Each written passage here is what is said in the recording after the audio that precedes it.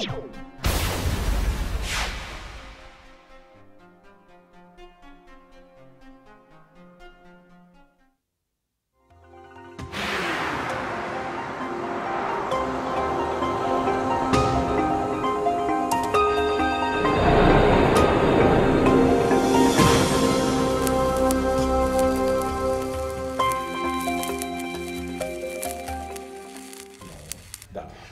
evening everyone and welcome to a very special edition of Esports Live. As you might have noticed, I'm not speaking in Romanian tonight, I'm speaking in English. That's because we have two very special guests with us.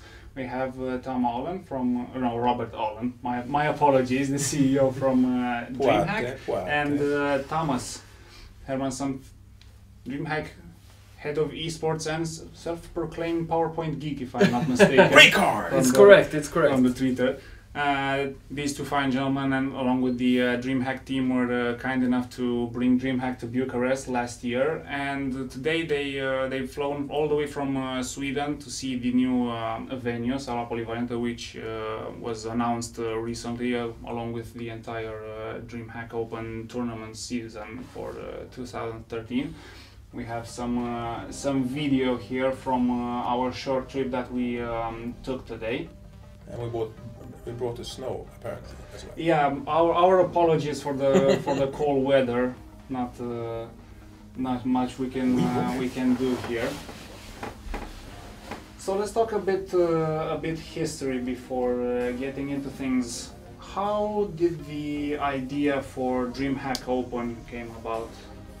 Well, it started with when we did the DreamHack Invitational, 2011. It was in Valencia, I believe? No, it was in Stockholm, April 2011. Mm-hmm. And that was just we just wanted to test to see if our ideas about our on how to do an esports show actually worked in real, and it turned out pretty good, didn't it, Tomas? Yeah, I think we sold out the tickets in 3 days. So we did another invitational event in StarCraft 2 in Valencia later that year. I think it was in September, and it turned out great as well. And the response, especially online, we had I think around 1 million viewers on both events, which is really much for a DreamHack event. And I mean, we realized that esport can be self-sufficient, or it can be separate standalone events. We have done esports on the festivals throughout many years, and then we started to plan DreamHack Open for last year, and we reached out to our closest partners, and Silvio or PGL has been a DreamHack partner, and also our Spanish partner, and we created DreamHack Open, which is focus on the esports show on site for people attending the event as a spectator, not as a player.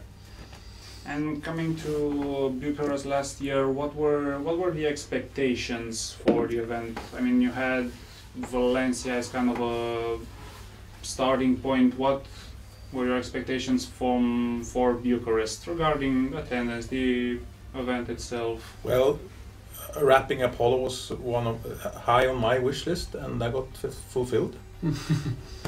We didn't know. We had this idea that it would work, but it worked above our expectation because it was really packed last year in Bucharest.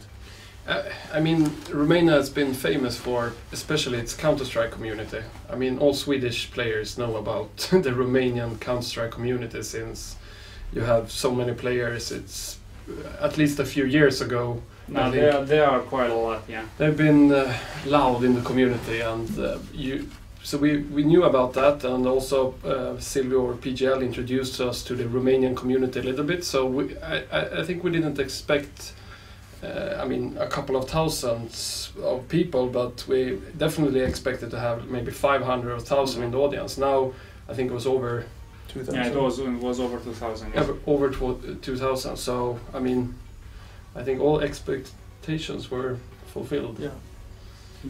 Yay us. We had to stop people at the door. That was pretty interesting. Yeah, then it was getting kind of crazy. I mean, yeah, there were some issues along the way, but hopefully this year will be a lot. Yeah, it's better. A bigger venue. Yeah, it's a bigger, better, like the DreamHack Open trailer said. What can you tell us about the whole evolution? How will DreamHack Open 2013 be bigger and better compared to last year? Oh, but that's like... In the grand scheme of things. That's a spoiler, man. I have to see it. That's a spoiler. The big, just a few hints then. The big improvement is actually our media production, and we have been not praised, but people like our media production last year, and it's been appreciated by the community.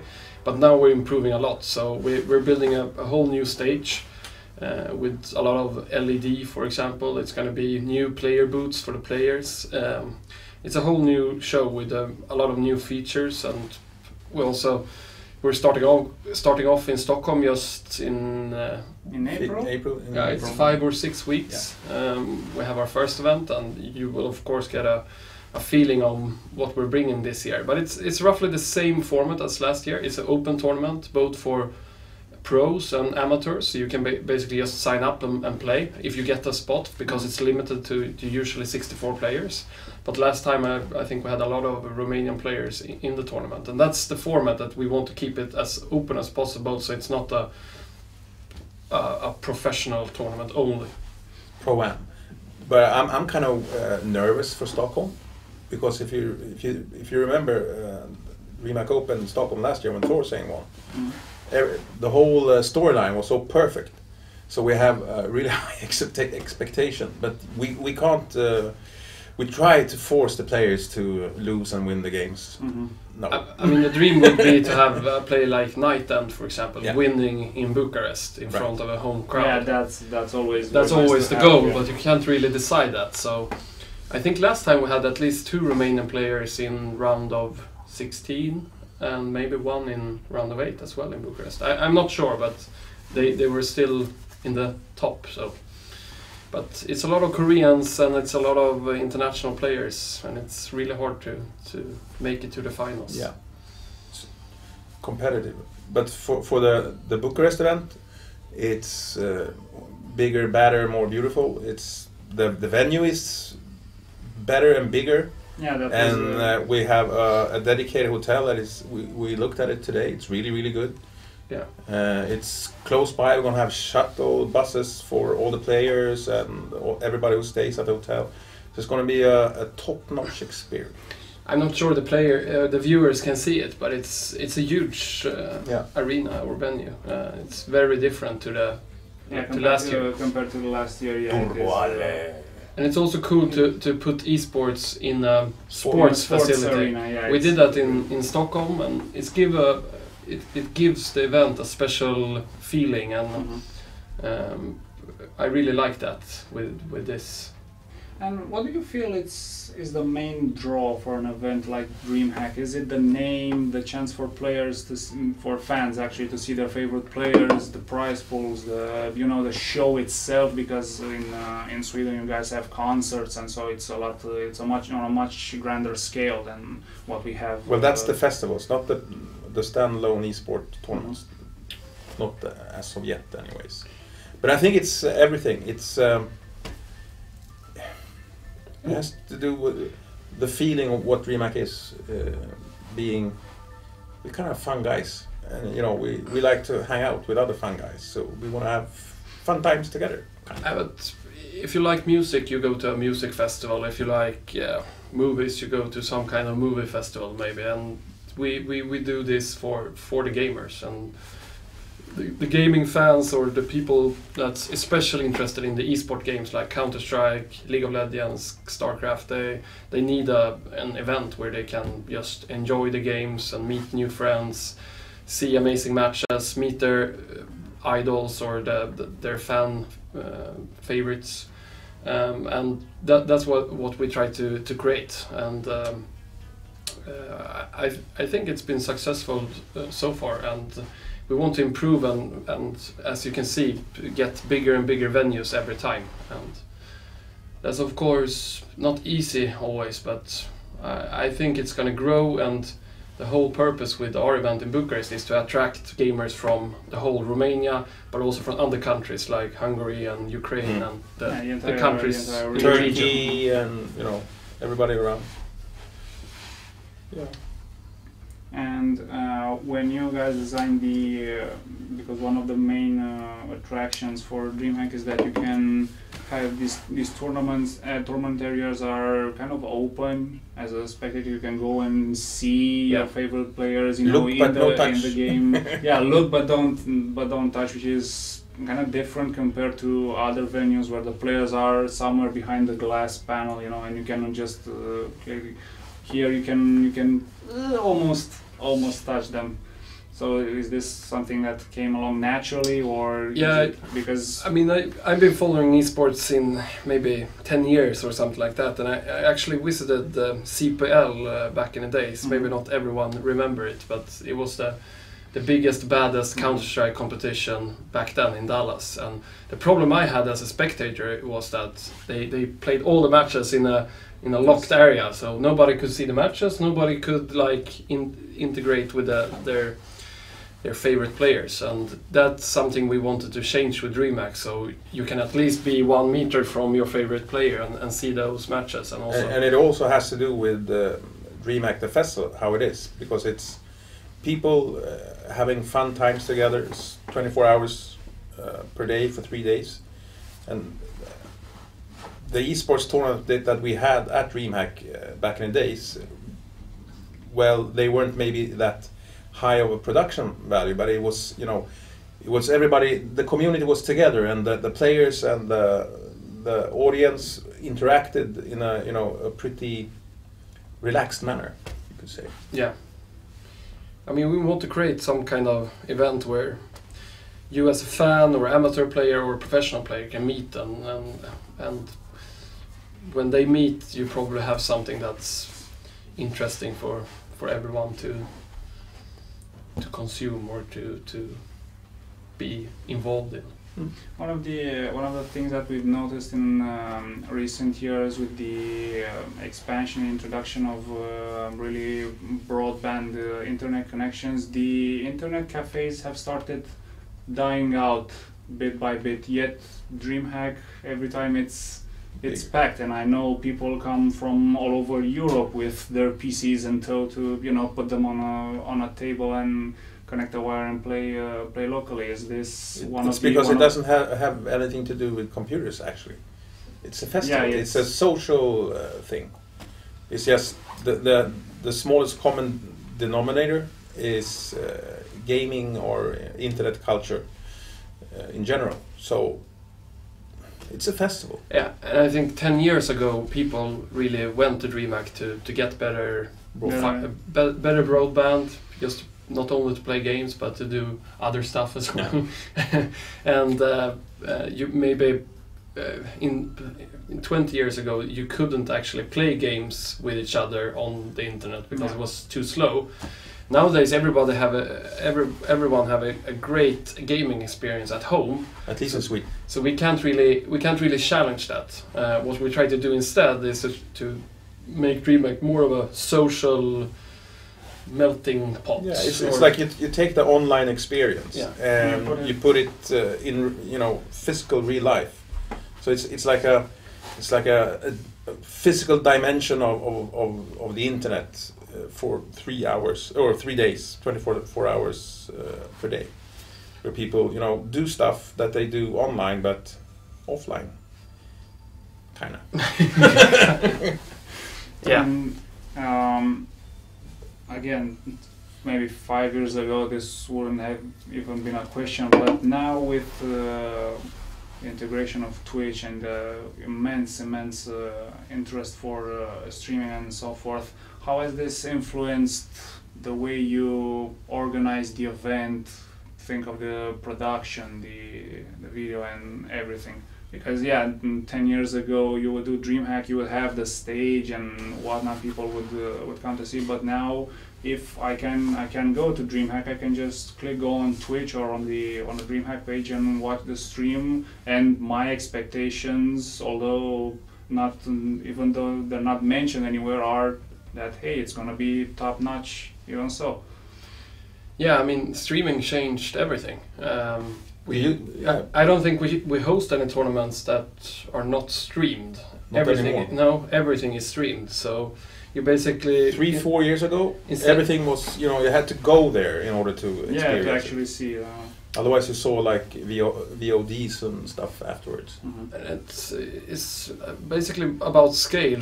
Back in the days, we involved maybe 64 teams in a tournament or 32 teams. Now we have, I think last year we had almost 10 million unique viewers on our stream. So I mean, that's pretty huge that we have 10 million people following our events throughout the year. So aside from the spectators themselves that come to the venue, the old fashioned. So it's like you have to make the production has to make sense for the people on the spot.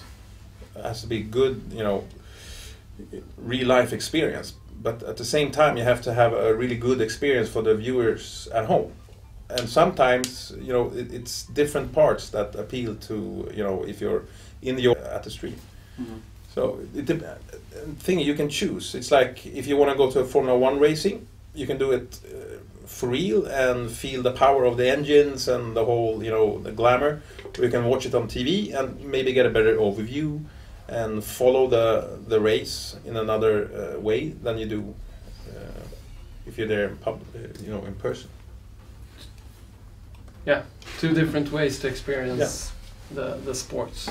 And were there any concerns or discussions regarding the fact that sometimes it's better to watch the event if you're not that into the whole community or social interaction thing, if it's easier to or better to watch the tournament at home compared to actually being there, in that, for instance, you don't get to see the players, or maybe you're somewhere in the back and just have to look at the screen, or different people, different flavors, man. You know, it's we don't force anybody to come to our events, and we don't force anybody to watch our stream. So unfortunately, everybody can't go to Stockholm or Jönköping or Valencia or Bucharest. Those who can come, all the rest can follow it on our streams. And I think at least everyone that visited Bucharest last time can agree that sports or esports are much better on site. So in my personal opinion is that enjoying something together with hundreds of other people is usually something that's much better than sitting at home alone. And there's a reason why it's such a experience going to a concert instead of listening to a live taped concert, listening at home. You miss that electric feeling in the air between everybody, and and the whole barcraft movement that you have with StarCraft now, that people gather on sports bars and watch StarCraft, is all about meeting other people and enjoy the stream together. So I think that the event experience is better or more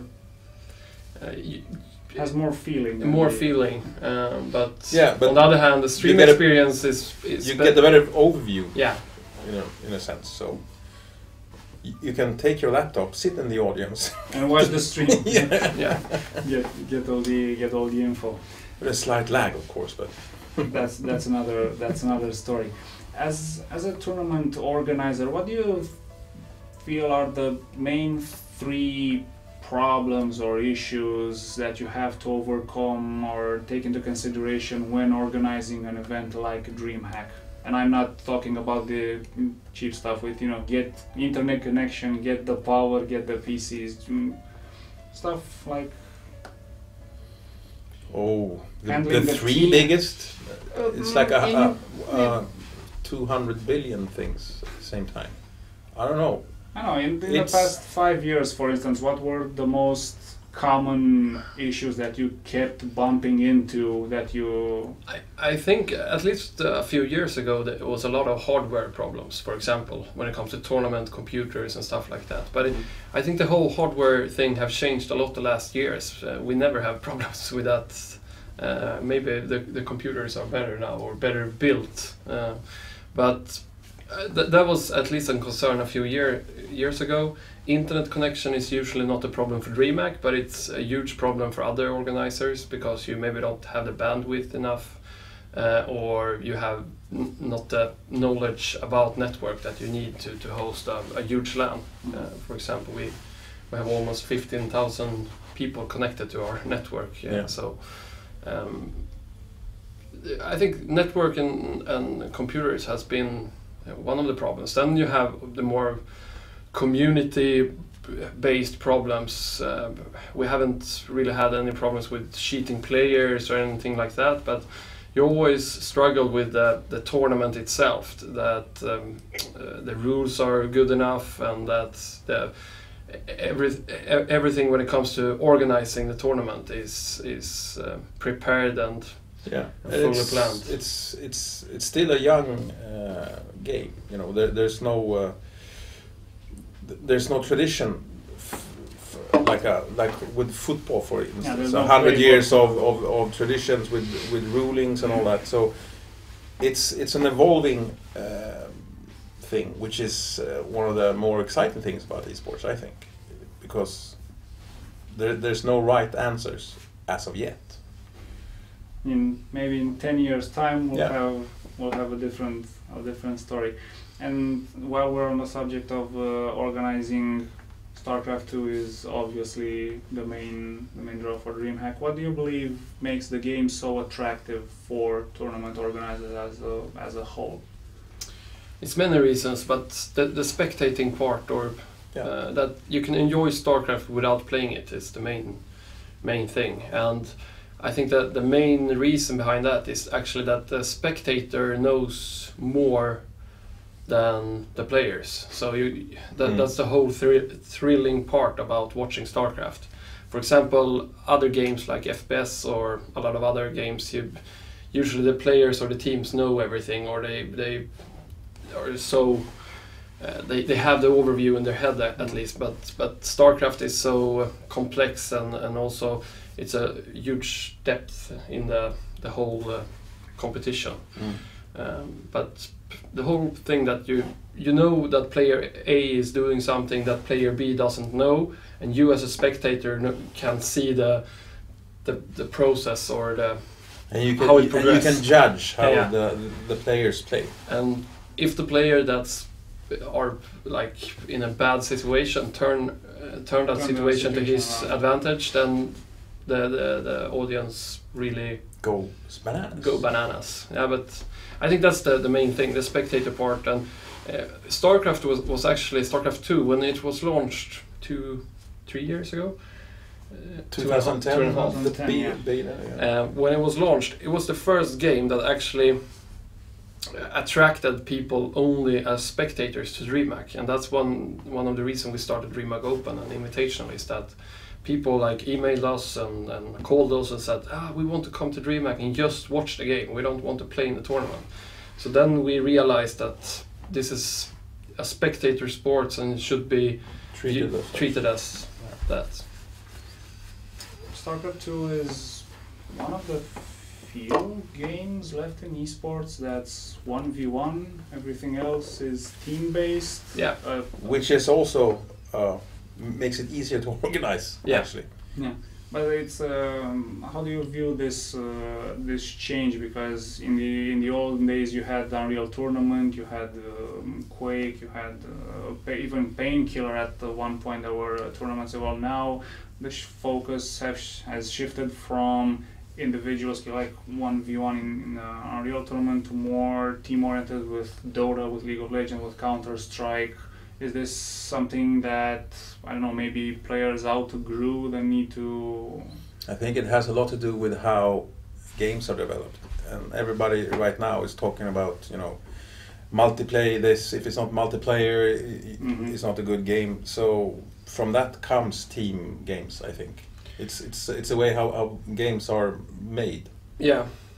But I mean, we would love to see an FPS one-on-one game again, like Quake, for example.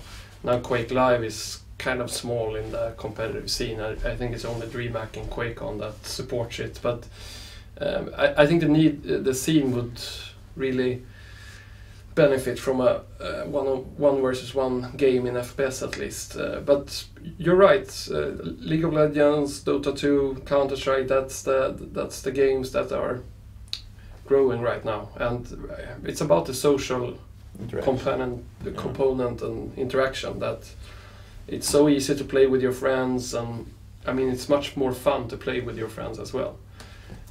I think StarCraft is possible since it has such a great community, and you play versus each other, you have teams, you have clans, and so it has that social component as in one versus one game. Even though team leagues isn't that big, or but it's one of the reasons why StarCraft is surviving as a dual game. And when it comes to games, there was a bit of an uproar, at least here in Armenia, when Global Offensive came out and everyone was shouting, "No, Counter-Strike 1.6 to the death." How do you feel? What side are you on this discussion? Is it better to have a game with a more refined gameplay, thanks to all the years it has since release, but a bit of an outdated look, or a newer one, shinier one, but maybe one that isn't quite as refined as its predecessor? The interesting part about the whole esports scene and gaming is that it's one of the most conservative things on the planet, which is really weird, because it's a new art form, it's a new sports, everything is new, but it's so conservative sometimes, which is really a paradox. And people don't like change, but without change you don't evolve and you die, basically. Yeah, and also I think Counter-Strike 1.6 is probably a better game when you look at the actual gameplay and stuff like that. But on the other hand, what Valve has done with CSGO is that they have put up a great matchmaking system. They have involved esports in the game with rule set and the whole competitive play mode has evolved a lot. Yeah, a lot. So with this new game, you can actually start produce Counter-Strike in a good way as a stream. You can get more players involved in esports, because the problem with Counter-Strike 1.6 was that it has a huge public player base, but they are not so much involved in esports. If you look at League of Legends, the good part is that a lot of players is following esports because of you basically play the right game mode when you play League of Legends. You play the esport game mode, and now it's coming to Counter-Strike that you can actually play max rounds, 15 games, like as a casual player, as a public player. So I think that's very important, and I think CSGO is, at least in Scandinavia, it's coming a second wave now this spring because of all the patches that Valve have done. And I think we're going to see a growth within the CSGO community the upcoming year. And another thing about 1.6 versus Counter-Strike Go. DreamHack, for instance, we didn't drop 1.6 because there was a big new shinier thing. It's because we saw a decline in the community. Fewer and fewer people were playing Counter-Strike 1.6. So we saw it was slowly dying. And that's the reason why we still have Quake, for instance, even though it's a small tournament. It's because there's nothing to succeed. So we still use Quake. Yeah. Mm-hmm. And since you brought Quake in discussion, should Mania Storm from Nadeo is I shouldn't one say of the... anything. Well, what are your thoughts on it? It's not the Counter-Strike Go version of Quake, if I can be diplomatic. Yeah. I also think... And 2 versus 1 is for me really strange. Yeah, they done 1 versus 3. Yeah, it's strange. The game mode is very different. The spectator tool is working, but the free look as a concept, if it's not great for FPS game. You have to be in first person to experience something as a viewer. and it's just like Quake, TDM and capture the flag. It's really hard to follow as a spectator, but as soon as you play 1 versus 1, it's really easy to follow because it's just frags and points. So I think they're struggling with a kind of difficult game mode, difficult to understand, at least the one with 1 versus 3. Yeah. And I mean, it could be a complement, like an extra FPS game, but it's not going to be the next Quake or the next Counter-Strike. Mm-hmm. Oh well, we'll have to see. The release is in April, I believe. Yeah, but it's not us who decides that. It's the gamers who decide. The community itself. Yeah.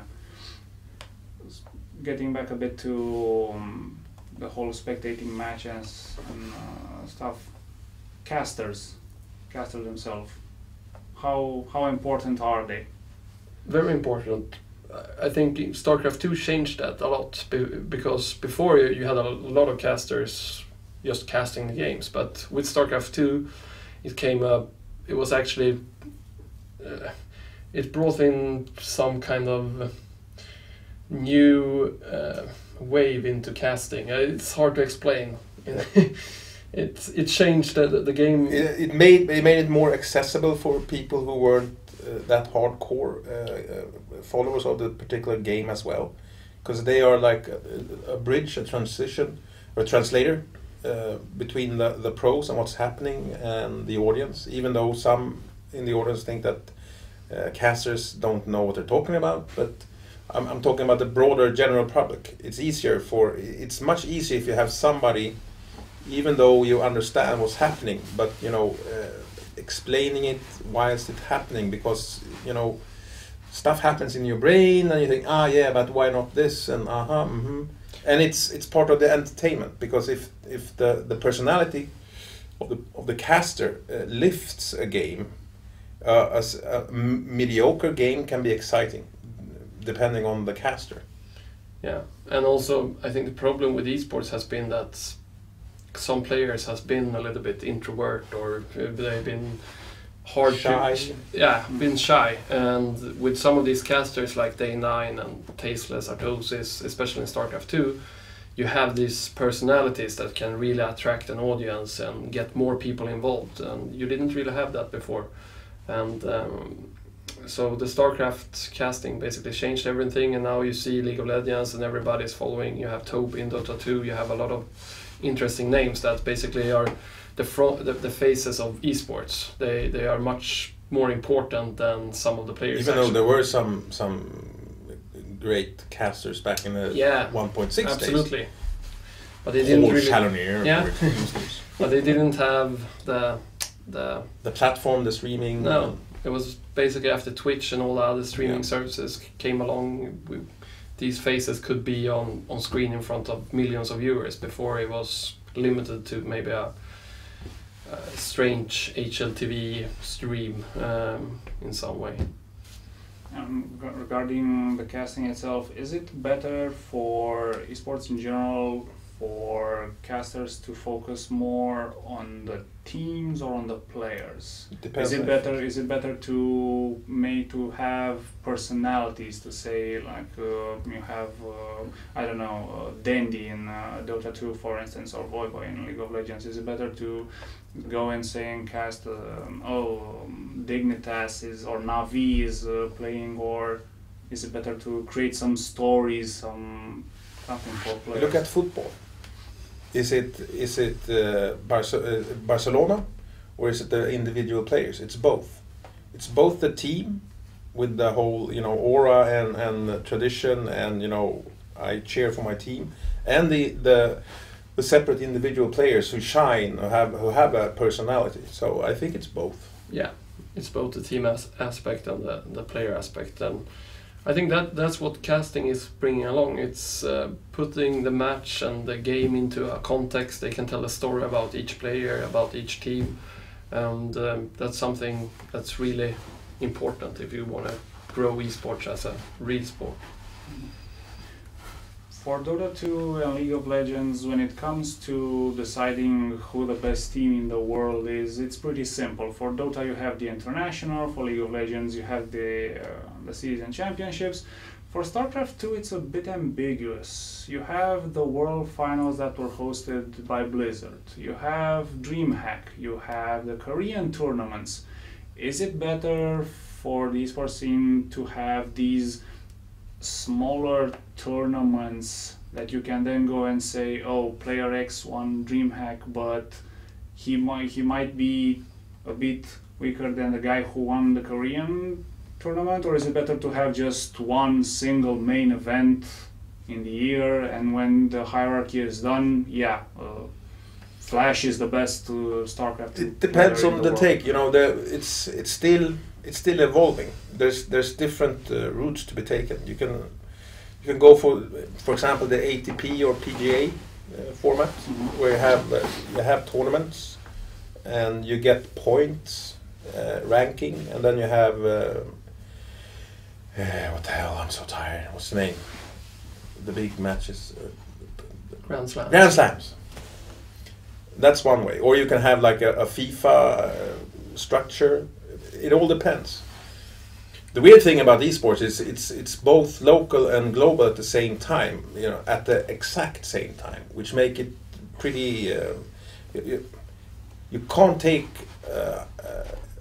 copy paste how sports or traditional sports are made today and just transfer it over to esports. You have to, you know, fiddle with the format in order to make sense of it. Yeah, and I mean, we don't claim that DreamHack is the world championship. It's the DreamHack championship. It's the DreamHack championship, and I mean, winning DreamHack, it's of course a big honor. You win a lot of prize money and all that, but it's also a big thing to win the ESL championship, to win MLG, to win everything else. GSL, and so I don't really see that problem. Of course, there's more of a problem of oversaturation, and maybe that some events collide and stuff like that. But I think, which we're working on right now. Yeah, the whole esports market is still struggling to find the golden formula or how to do it. And until then, I think StarCraft 2 is actually the strongest esport community, because it has so many different leagues, so many different teams that are supporting it. So it's not disappearing tomorrow. It actually has, even though it has a smaller player base than League of Legends, for instance, it has deeper roots. Yeah. So I think actually StarCraft 2 is more stable esports if you look at it today compared to League of Legends, even though it has a bigger player base and bigger viewer numbers generally compared to StarCraft 2. We actually had a discussion in one of our previous editions of the show regarding the prize pool for the tournaments. Is it better to have a single, like the international or the season 2 finals in League of Legends with 1 million, 2 million prize pool? Or is it better to have $1 billion? Or is it better to have maybe 5 or 6 more tournaments? I think definitely it should be spread out, because then more teams can win a lot of money. And more people can earn. I mean, it's not... Make a living. Of course, it's fun if Navi wins $1 million, but it's not supporting the other 16 teams that are actually almost equally good. So if you can win 10 different tournaments with $100,000, I think that's basically better for everyone, because the media... It's more fair. Yeah, more fair. I mean, the media thing you get from $1 million is obviously huge, but it's something you get for like 1 or 2 weeks. But if you have a stable community where a lot of players can turn to be professional and make a living out of the sport, I think it's better for everyone in the long run. Since I'm the League of Legends admin for PGL, I kind of have to watch this scene. One thing I've noticed recently is that big companies that are not necessarily IT oriented or you would expect to be implicated in esports have started to take an interest in esports in general. For instance, Snapdragon. Qualcomm, sorry, the chip maker for mobile phone and stuff, now is sponsoring. It's still a tech. Tech. But in my mind, having a Razer sponsor Navi makes a lot more sense than having Qualcomm, because they don't have, okay, you have the brand, you have Snapdragon, you have the brand, but the company itself, it's debatable. Adidas, for instance, has started sponsoring the Copenhagen Wolves. Is it beneficial for companies that, like I said, are not necessarily tied to tech, esports in general, to be funding teams, to be supporting them? It's pretty easy actually. It's not that complicated or strange. You have the viewership numbers and you have the demographics. So if you want to reach that demographic and this channel have these viewership numbers and you can get that exposure, of course you should be there and try to communicate with that said target group or demographic. It's nothing strange. It's more it's the Twitch / streaming revolution that has made that possible. Yeah. I mean, I think it's the same with all other sports actually, that the first sponsors that support a new sport is obviously the companies that have the products that the players and the fans are using, like Adidas. Exactly, Adidas was probably one of the first football sponsors. And then as soon as you have a big enough audience, then you will get more of a lifestyle sponsors that actually just buy the target group. They're not even interested in the games, they just want to reach out with a commercial message to an audience. So I think we will see that probably much more in the upcoming 10 years, but I think in the short term we will still rely on sponsors like Intel, SteelSeries. Endemic sponsors. Yes. And they are still the ones that have been supporting esports for 10 years, and they will probably support it for another 10 years. So we, for example, work with Coca-Cola, which is a lifestyle sponsor, and I think they are slowly getting more and more interesting in this target group, and I think it's probably going to change a lot, but we still... We work with Coca-Cola. Yeah. Product placement at its finest. I don't think it's a huge problem. There's so many, if you look at the tech side or the IT sector, it's so big, so there's enough companies to support esports. Coming back to DreamHack Open and the StarCraft 2 tournaments, I noticed that compared to last year, this year there are no more ranking points in the Open tournament. Now you have 4 players, I believe, are qualified straight to the DreamHack Winter Finals. Any particular reason for the change? It's a lot of different reasons, but one main reason is that as we're still just 5 events or 4 events and 1 grand final, the points didn't really make sense in the end, because it's still the players qualifying for semifinals that's getting to the main final. But when DreamHack Open is maybe 10 events or something like that, ranking points make more sense. So. Or if there's like a unified,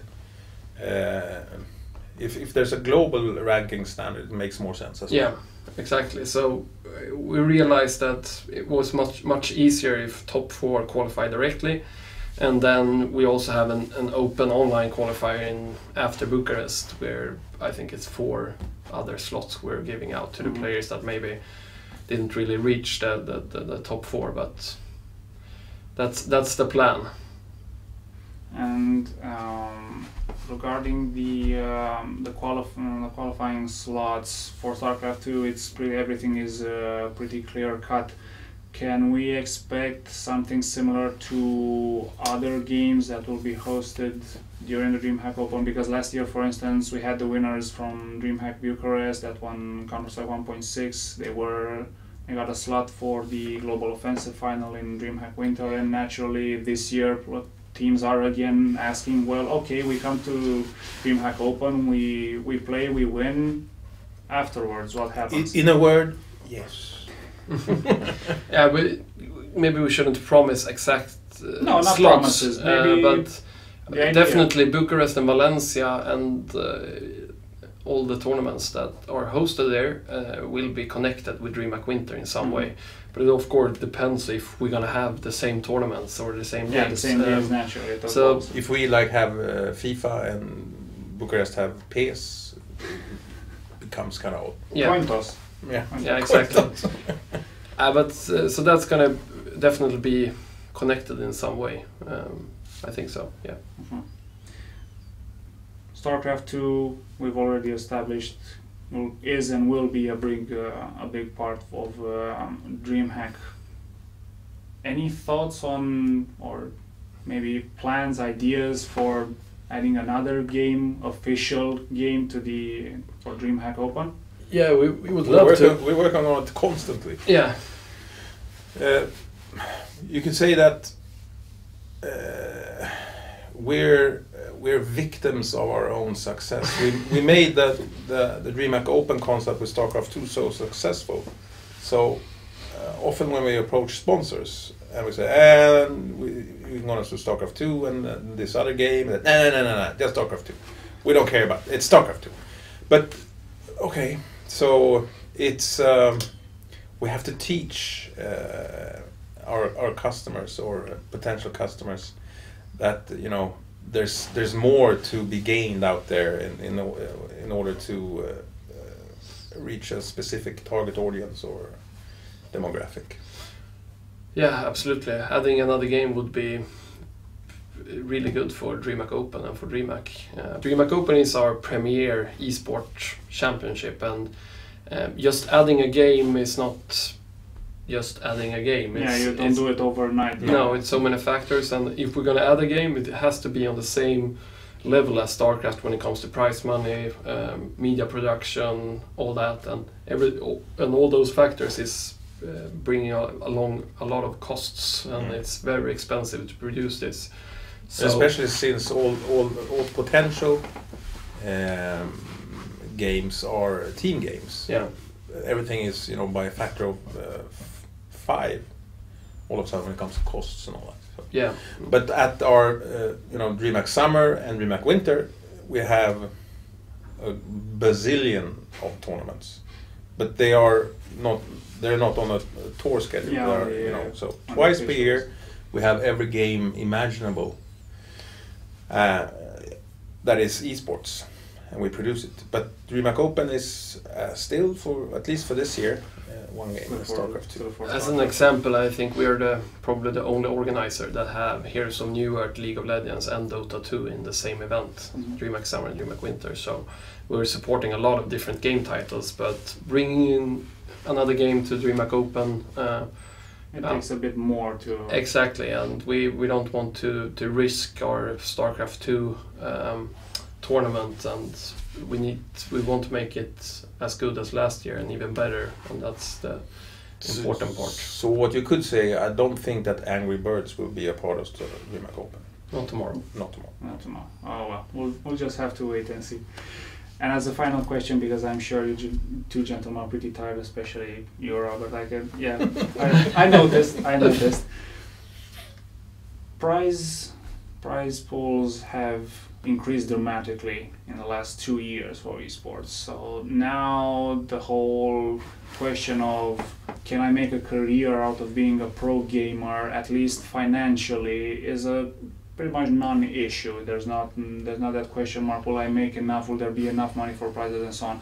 What do you believe is the next step in making esports a legitimate sport to be considered? Because some people, despite all the production values and the prize pools and the community and the fans and the interviews and whatnot, they still believe that esports are just a couple of guys sitting in the front of the monitor and click, oh look, I won $1 million. It has to do with the whole ecosystem, I think. Prize money is just one small piece. The players and the teams need to have, it's like every other sport, they have to have sponsors, they have to be organized in a certain way in order to earn income. And that's still, some teams are very, very professional when it comes to that, but it's happened during the last 2 or 3 years only. Before that, it was still on a semi-professional level, I would say. I agree, and I think one of the most important things for esports is that we get more professional teams. I think it could be room for like 5 to 10 professional teams from each country, and they could maybe play in a national league and also play in the international leagues. And right now that's one of the main things with esports that we're lacking.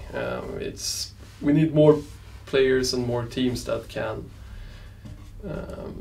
be on the same level as the professional teams today. And one of the things that we can do at DreamHack as organizers is try to nurture from our end this whole ecosystem. I don't know how, but you know, we one example is that we allow all teams to have their team shirts, to present their sponsors in interviews and stuff like that. And I think that the whole future with esports is the ecosystem that Robert is talking about. The teams need to be self-sufficient, the leagues or the events has to be stable and pay out the prize money, and the publishers needs to take their responsibility. And so it's the whole ecosystem that needs to work and grow. And I think right now the teams and players need to be much more involved and also be part of it. And we're just starting. Yeah. You forget that, you know, this whole, you know, the second coming of esports happened 24 to 36 months ago. When you talk about it in, you know, in the normal world time frame, it's not that long, but it feels like 10 years ago. Yeah. Stuff happens so fast within esports and gaming that, you know, it's like 1 year is like 7 years in the real world. So it's a dog year, kinda. Stuff happens. That's why it's really hard to plan ahead, because everything is evolving and happening so fast. So you never know how it's going to look in like 12 to 24 months. That's almost impossible to see. Well, we'll have a pretty good idea of what it'll look like, at least in the with this year we know exactly. We know who the champion's going to be. You know. Hero. Bigger and better, right? Yeah. Gentlemen, thank you very much for your time. I'm sure you guys are very No worries. I'm gonna enjoy Bucharest tonight. Oh, I forgot to milk the cow. I woke up at 4:30 and I forgot to milk the cow. Bad, Robert. Well, you're gonna have a breeze of fresh cold there when you leave, so that'll be kind of it's so refreshing. cold there. It's colder here than in Stockholm. It's weird. Ironic, isn't it? Yeah. Sad day. That's about it for our interviews with the fine gentleman from DreamHack. We'll take a short break and we'll continue with our normal programming.